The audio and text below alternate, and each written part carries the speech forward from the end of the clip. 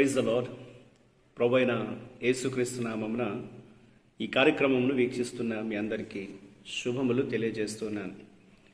Vision cutie fellowship వారి యేసుతో ఏకాంత సమయం ఈ క్వైట్ టైం కార్యక్రమమునకు మిమ్మల్ని ప్రేమతో ఆహ్వానిస్తున్నాను.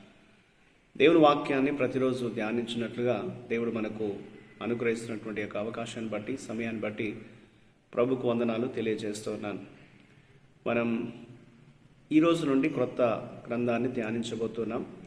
ఈరోజు నుండి మనం ధ్యానించినటువంటి గ్రంథం పేరు హోషేయ గ్రంథం.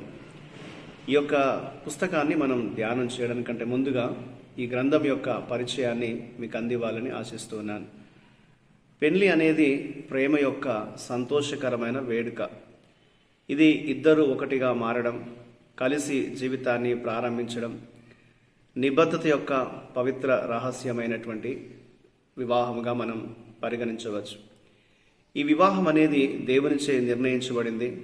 ఆయన ప్రజలతో ఆయన గల సంబంధాన్ని ఈ సంబంధం వివరిస్తుంది. వివాహం యొక్క పవిత్ర ప్రమాణాలను ఉల్లంఘించడం అనేది ఒక గొప్ప విషాదమని హోషేయ గ్రంథం మనకు తెలియజేస్తుంది. దేవుడు హోషేయతో వేశ్యను పెళ్లి చేసుకోమని చెప్పాడు.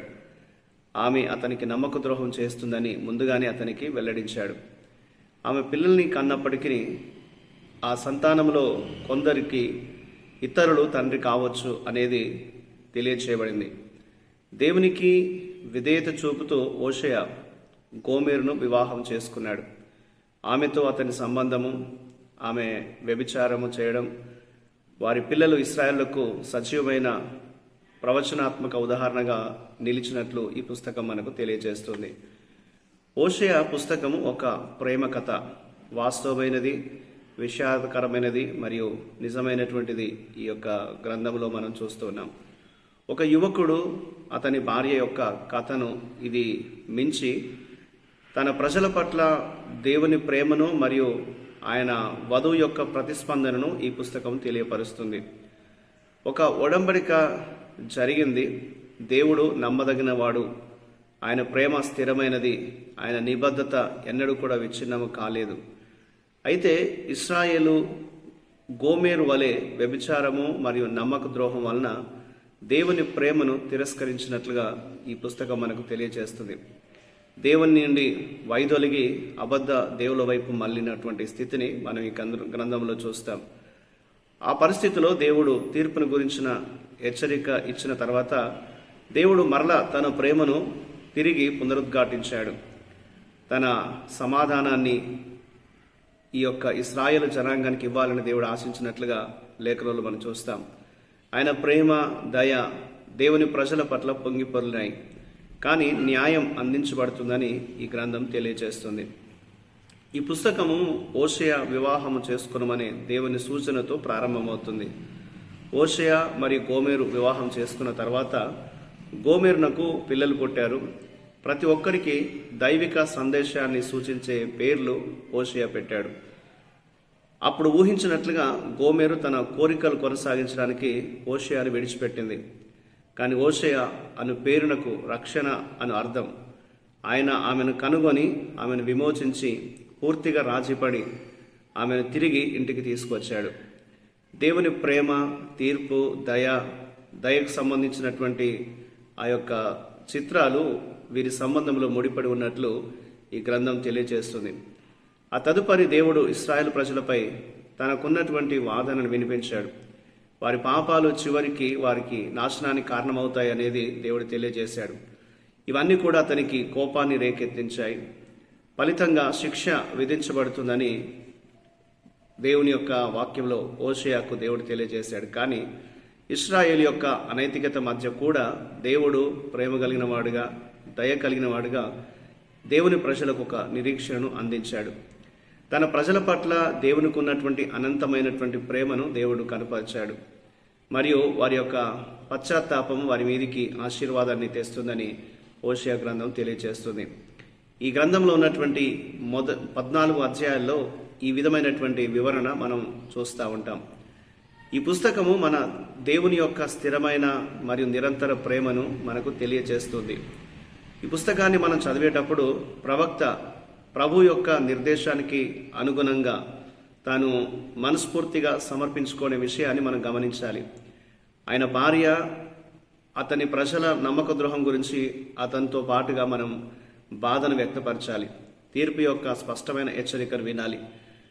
దేవుని వ్యక్తిగా ప్రేమలో విశ్వాసపాత్రంగా మన ప్రమాణాలకు కట్టుబడి ఉండడానికి మన యొక్క నిబద్ధతను కూడా మనం పునరుద్ధరించాలనేది ఈ పుస్తకం మనకు తెలియజేస్తుంది. ఈ గ్రంథం ఎందుకు రాయబడింది మన ఉద్దేశాన్ని గమనించినట్లయితే, పాపాత్ములైన తన ప్రజల పట్ల దేవుని ప్రేమను ఉదహరించడానికి, దేవుని ప్రేమను తెలియపరచడానికి ఈ గ్రంథం రాయబడింది. ఈ గ్రంథాన్ని రాసింది రచయిత ఎవరు అనగా బీరీ కుమారుడైన హోషేయ అనగా రక్షణ అని అర్థం. ఈ పుస్తకాన్ని పొందుకున్నటువంటి అసలు ప్రేక్షకులు ఎవరనగా ఉత్తర భాగాన ఉన్నటువంటి ఇశ్రాయేలు రాజ్యం.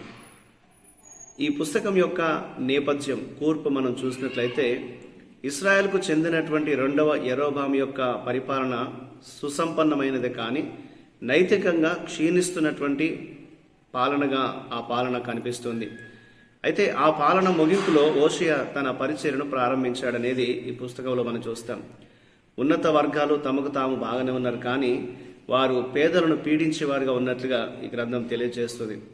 క్రీస్తు పూర్వము 722లో సమరయ పతనమైన తర్వాత కొంతకాలం వరకు హోషేయ ప్రవచించినట్లుగా మనం గ్రహిస్తున్నాం.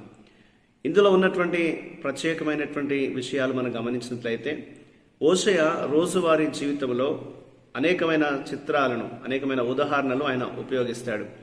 దేవుని గురించి ఆయన తెలియజేస్తూ, దేవుడు ఒక భర్త, సింహము, చిరుతపులి, ఎలుగుబంటి, మంచు, వర్షము మరియు చిమ్మట వంటి ఇతర విషయాలతో పోల్చబడ్డాడు.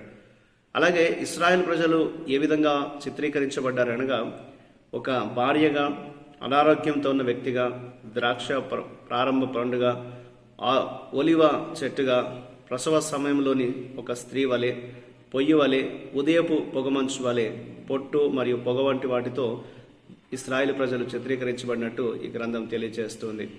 కాబట్టి మనం ఈ గ్రంథాన్ని ధ్యానిస్తున్నప్పుడు ఇందులో ఉన్నటువంటి విషయాలు మనం తెలుసుకొని, పుస్తకంలో మనకు దేవుడు నేర్పించే పాఠాలని మన జీవితానికి అన్వయించుకొని ఆత్మీయంగా మనం మేలు పొందాలని ప్రభు పేరిట మీ అందరికీ జ్ఞాపకం చేస్తున్నాను.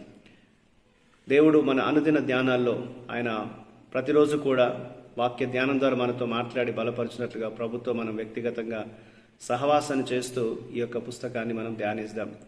కాబట్టి మనం ప్రతిరోజు కూడా దేవునితో అనుదిన ధ్యానం ద్వారా బలపడటకే దేవుడు సహాయం చేయనట్లు దేవుని మనం ప్రార్థిస్తాం. మా ప్రియ పరలోకపు తండ్రి, మీ కృప ద్వారా మమ్మల్ని కాపాడుతున్నందుకు వందనాలు. హోషేయ గ్రంథ ధ్యానాలు మేము విననట్టుండగా మాతో మాట్లాడండి. అనేక పాఠాలు మేము నేర్చుకొని జీవితానికి అన్వయించుకొని మేలు పొందినట్లు సహాయం చేయమని యేసుక్రీస్తు నామమున ప్రార్థిస్తున్నాను తండ్రి, ఆమేన్. ప్రియులారా, మీరు సమయం తీసుకుని ఈ యొక్క హోషేయ గ్రంథ పరిచయాన్ని మీరు విన్నందుకు మీకు ప్రత్యేక వందనాలు. ప్రతిరోజు మీకు అందించబడుతున్న ఈ డైలీ రిఫ్లెక్షన్స్ మీకు దీవెనకరంగా ఉన్నట్లయితే మీ అనుభవాన్ని మాతో పంచుకోవాలని కోరుతూ ఉంటున్నాను. దేవుని కృప మనందరికీ ఎల్లప్పుడూ తోడై ఉండి కాపాడును గాక. ఆమేన్.